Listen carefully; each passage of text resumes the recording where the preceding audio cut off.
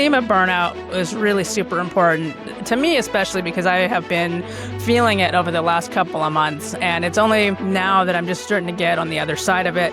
So I wanted to help you to navigate that as well if you're deep within feeling the burnout or before you even get into it. So let's get into the show and the tips and tricks that you can use to figure out how to build a creative career you don't burn out from. We're talking longevity. We're talking sustainable creative output. So, showtime Cynergy. The fact...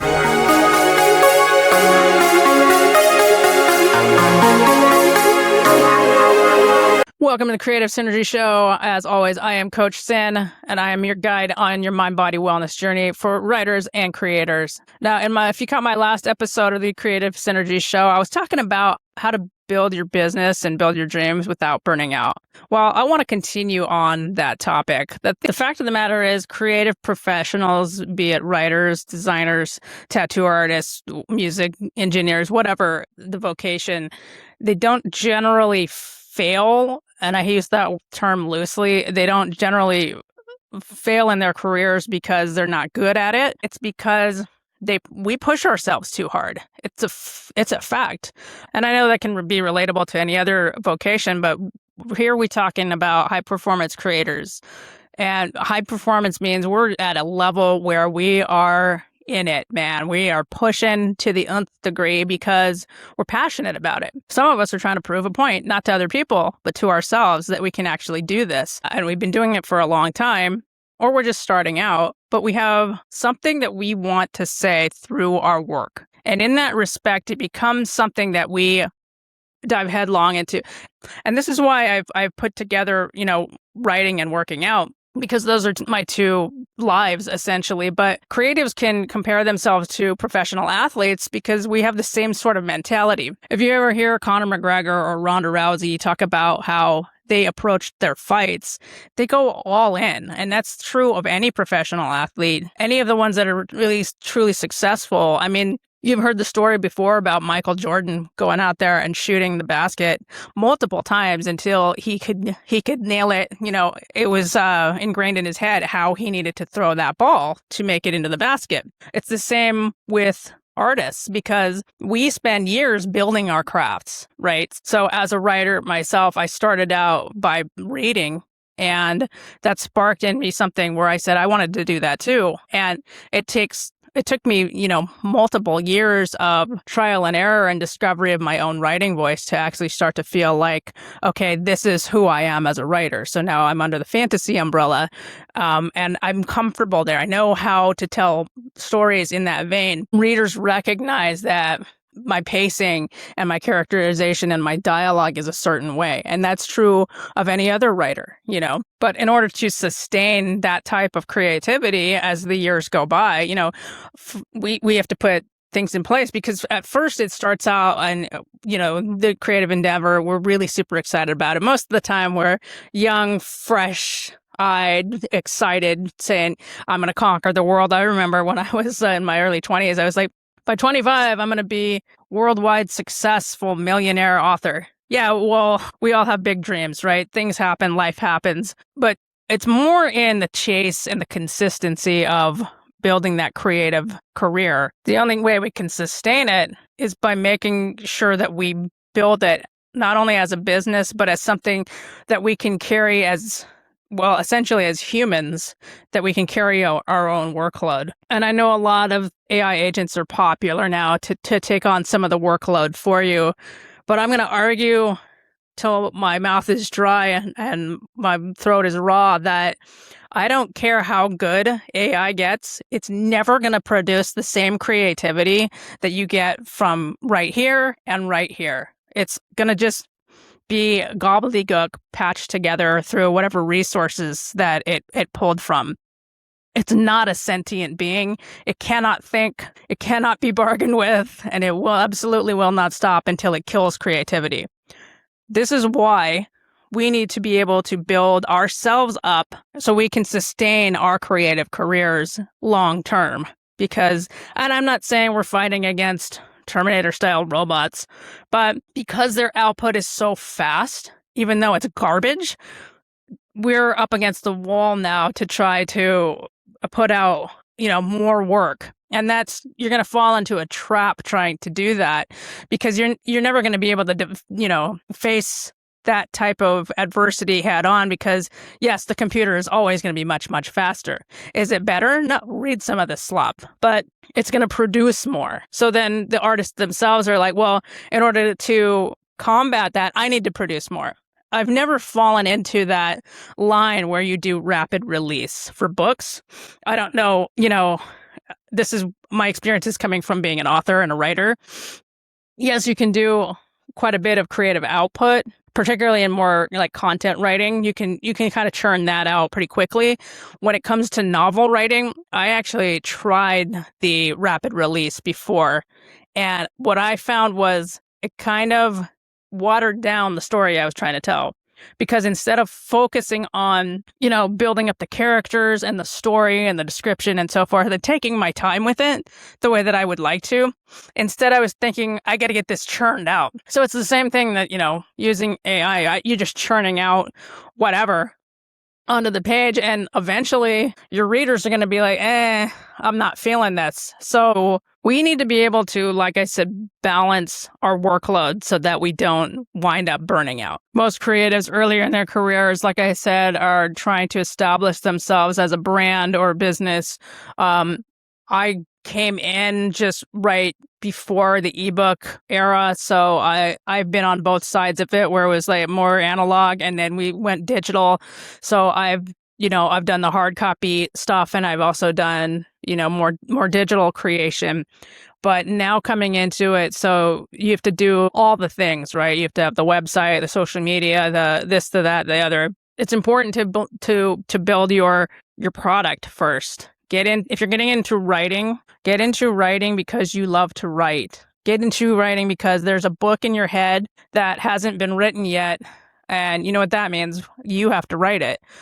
Nobody is going to see the worlds and the characters the same way that you are. So embrace that creation and run with it. And then, when you're first starting out, it's not about perfection. Like I said, it's about finding your own voice. And that's true of whatever it is you're trying to create. There's, custom sword makers. There is statue builders, furniture builders. I've seen people, a lot of like the miniature stuff on Instagram is fascinating.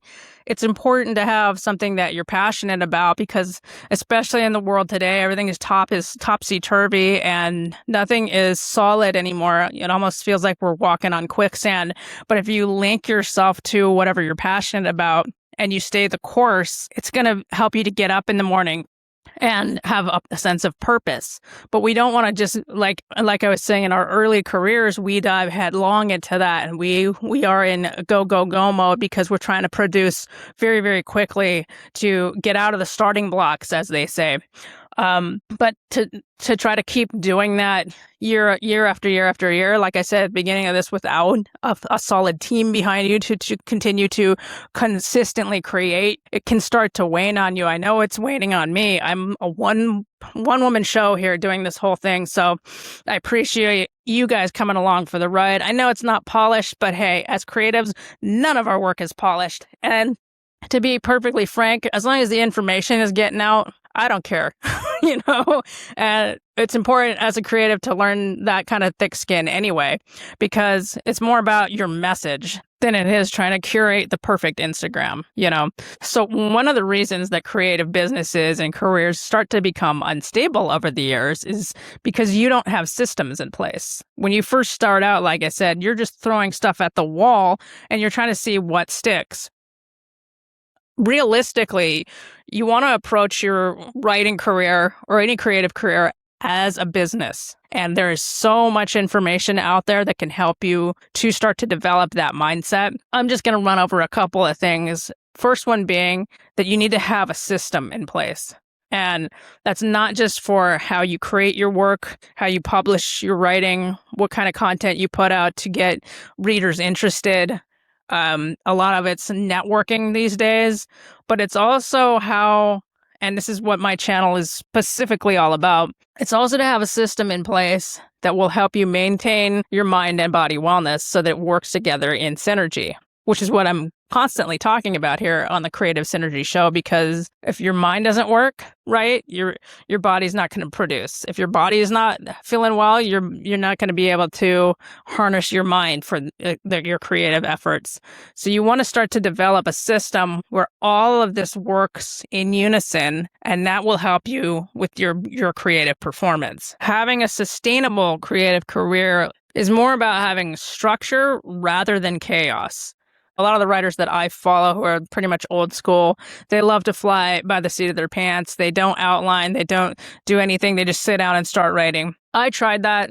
That's not that conducive to me. That leads me right into a hole, and then I have to backtrack and dig myself out, and it becomes more work than it needed to be. I like to have structures in place, and this also goes for your health and wellness. Because as I said in my other episode of this podcast, if you don't have boundaries in place, it's going to start to affect your creative energy. And if your creative energy wanes, you're not going to be able to produce in the manner that you usually are, because burnout really starts to affect you with brain fog and everything else. And when you lose your focus, it could honestly take you months to years to get back into the project where you feel good about it. I took a pause after my dragon fantasy, and I haven't written fiction until recently. And it took that long. I think it was maybe 2 years in between for me to actually start feeling good about writing again, because I was just doing so much to get this podcast off the ground, get all my other things sorted. So it is okay to take a break. But you never want to be forced into that break, because then you start to feel a little bit guilty that you're neglecting your creative passions. So before that actually happens, and before burnout sidelines you, you need to have a system that will help you to stay on track, not only with your writing or your creative endeavors, but also your health and wellness, to keep everything running. We talked about AI before and it being a machine. Well, think of yourself as a machine as well. This is a highly tuned, functional machine. Everything works in unison. And when it's functioning on all cylinders, you can do amazing things. But it's not about doing so many things that it starts to, you've got too many balls you're juggling in the air. It's about doing your best work. And in order to do that, we need to have that structure I was talking about. So how do we start to build a sustainable creative career? Well, first of all, define what that means to you. Is this just a hobby for you? Do you want this to eventually be your business? Is it just a passion project? Define it from the get-go. And, it doesn't mean that you are locked into that definition, because sometimes it can change over time. But from the outset, you just want to know what is the goal that you're trying to reach with your writing or your content creating or your graphic design. What is the end goal? And also your why. Why are you doing it? This will help you to keep going when things start to get challenging. That why should be your anchor point. You also want to start to figure out where throughout your day or your week your energy starts to dip, or what activities start to drain you. Say it's always, helping other people out with projects or tasks or whatever. It's okay to say no. And I've mentioned this before in another episode.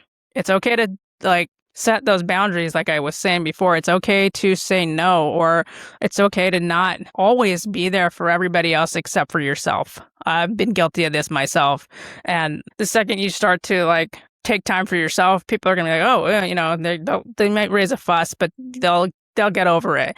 It's like when you're on the airplane and they say to put your mask on before you help somebody else with their mask, because otherwise you both pass out. Well, that is life in and of itself for a high performance creator. Take care of yourself first, and then you can help other people with whatever's going on.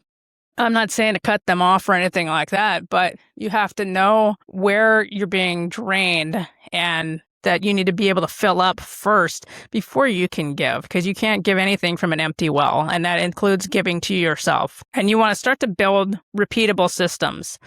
It starts with small actionable tips that can compound over time, and you have different areas, say like your energy, your focus, your time management, your sleep. All of those things need to have structure to them.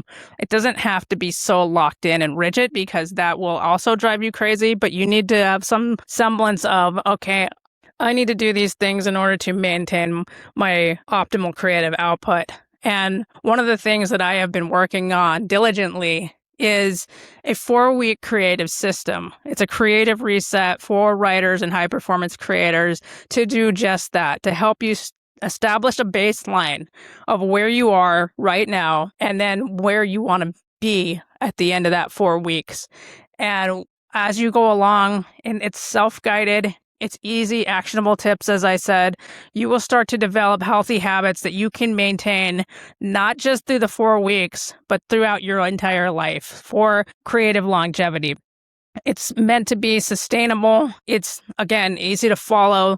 It focuses on your mind and your body and your overall well-being, and it's going to be dropping soon. So what I invite you to do, if you're interested, go ahead and go into the link below and sign up on the waiting list to get into this before it actually launches, because I'm going to be doing some special things with the initial launch. And I would love to get your feedback as well to continue to build on it, because like I said, the whole reason behind this channel and the stuff that I'm putting out is to help you to be your best creative self.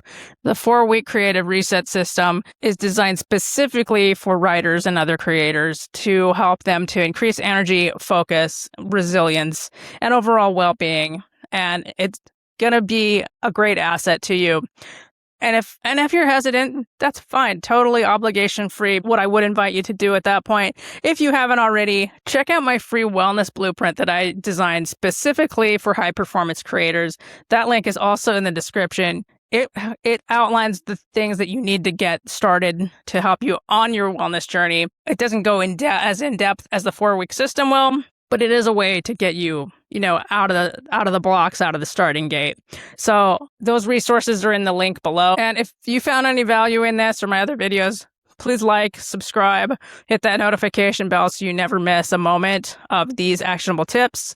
And my other interviews, there's going to be more coming down the line pretty soon here. I'd love to get these guests on here that you guys find relatable. It's fun for me as well. So thanks for hanging out with me. And we're going to see you next time. But for right now, show's over, Cynergy.